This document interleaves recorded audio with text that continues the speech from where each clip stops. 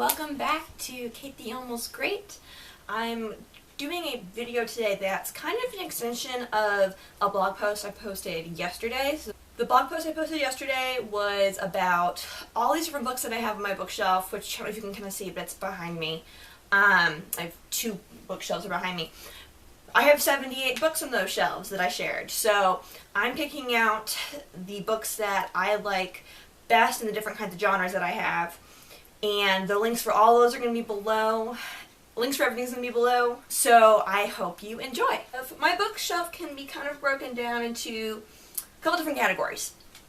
I'm going to start from the top of this stack I have here. This is Northanger Abbey by Jane Austen. I went through a phase in high school where I was determined to read every single thing Jane Austen has ever written in her entire life, including her unfinished works, and yes, all those links from yesterday's post. Northanger Abbey is actually my favorite one out of hers. I love Pride and Prejudice, love it. And I love Sense and Sensibility, and Mansfield Park inspired my book, which I'm going to talk about today. But I actually like Northanger Abbey the best because it is this fantastic satire. So it is about this girl named Catherine Morland, and she's sweet and innocent and a little bit delusional. Catherine Morland does a lot of reading, and she imagines that her life is going to be kind of like a novel, which is really interesting because I feel like that theme can apply to a lot of people today, especially a lot of teenagers who think that their lives are going to be like in a John Green book or like a TV show. I love it. It's fantastic. It's hilarious, and it is just a really good read. It is also a lot shorter. You can kind of see a lot shorter than some of her other works. So if you're looking for a book to read that is, it's Jane Austen. If you're looking for something, but you don't want it to be really, really long, I suggest Northanger Abbey. This falls into my category of sort of my classic novels. Another category is sort of religious texts. I am Catholic. If you saw my blog post, you see I have a lot of books about Catholicism. This is C.S. Lewis's Mere Christianity. During, which World War was it? One or two? I can't remember. C.S. Lewis gave a series of broadcasts about what it's like to be Christian and basically just about the Christian faith in general. This explains one of the most popular introductions to Christian faith ever written. This is a list of all of his transcripts of all of his broadcasts, as well as some of his own inclusions once he turns them from broadcast into a book.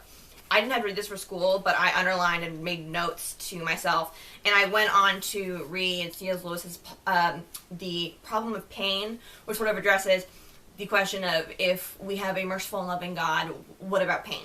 And as someone who has dealt with chronic pain for 13 years, I really wanted to see what he had to say about that, and I really liked it. But if you are looking to just sort of get an overview about Christianity because you are curious about it, or you are looking to explore your own faith a little bit more, I really suggest reading C.S. Lewis's Problem of Pain.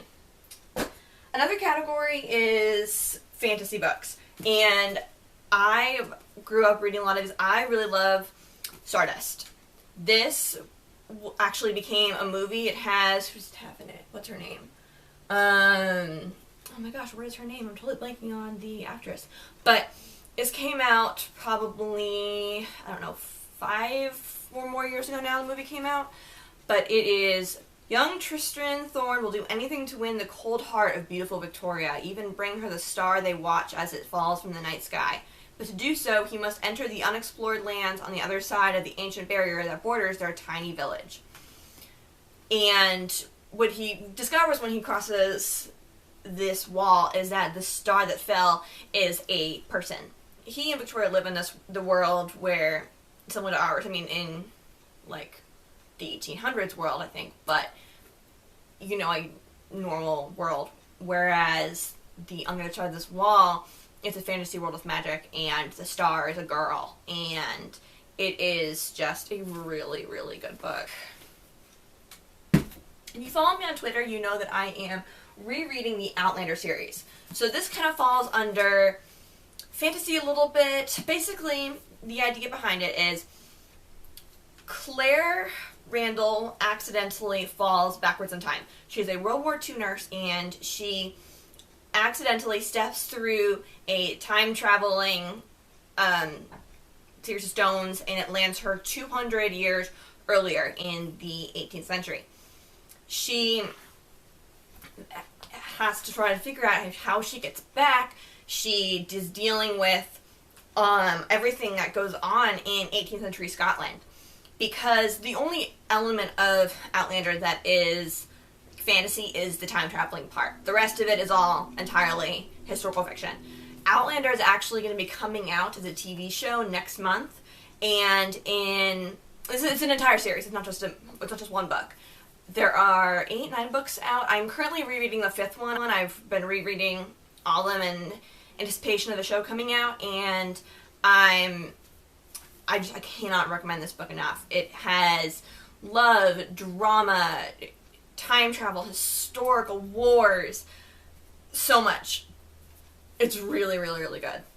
I know I keep saying that because all these books that I'm sharing with you are really good, but the Outlander series is one of my all-time favorite series, and if you are looking for a new series or something new to start reading, I really suggest reading Outlander, especially because of it coming out as a TV show. Another author who as a whole I just love is Sharon Penman, and Sunne and Splendour is the first one that I ever read by Sharon Penman. It's about Richard III. It is just really fascinating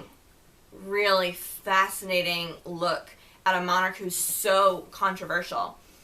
And even, what was this, 600 years later now, we still don't know what happened to his nephews. We don't know for certain. The princes in the tower who died, or disappeared, I should say. And for a very, very, very long time, the only view the world had on King Richard III of England was Shakespeare's Richard III. And that just paints him in a really, really horrendous light. Henry VII, King Henry VIII's father, took the throne from King Richard III and ended the War of the Roses. Elizabeth I is King Henry VII's granddaughter. Shakespeare wrote while Elizabeth I was queen. You're not going to write anything bad about the guy who your monarch's grandfather defeated, unless you want to die. So how can you really trust that he actually was this horrible person that Shakespeare wrote about? If you have ever really questioned or just interested in a different view of him, I really suggest reading Sunne and Splendour. I have since devoured so many of the books by Sharon Penman, and she is just really, really talented. As one reviewer says, those who know Richard III from Shakespeare will find that Sharon Penman presents a contrasting view of the English monarch. He's an altogether nice man, a romantic hero, as suitable to our late 20th standards as he was to those of medieval England. There's a vengeful quality to her existence that is appealing. It makes for a good story. I can't not talk about Harry Potter. And I simply wanted to point out the 6th Harry Potter and the Half-Blood Prince is my favorite book in the series. I like Harry Potter and the Half-Blood Prince because it shows that Harry gets to have some semblance of a normal year. Significantly more so than he does in other books. And at the same time, it still moves the story forward and contributes dramatically to the Harry Potter series, and it's wonderful. J.K. Rowling is an incredible author. Finally, last but certainly not least, my book, just throwing this out there, Ariel, to retelling of Jane Austen's Mansfield Park. Basically, I read Mansfield Park and I hated the ending, so I wrote a modern version of it with a different ending. Go read it. I'm not going to say anything more about that because you're not going to believe me anyways, because I'm the one who wrote it. That's all I have for you this week. Follow me, subscribe to me, always check out my blog. I'm sorry, my brain's just not really here today. But, bye. Bye!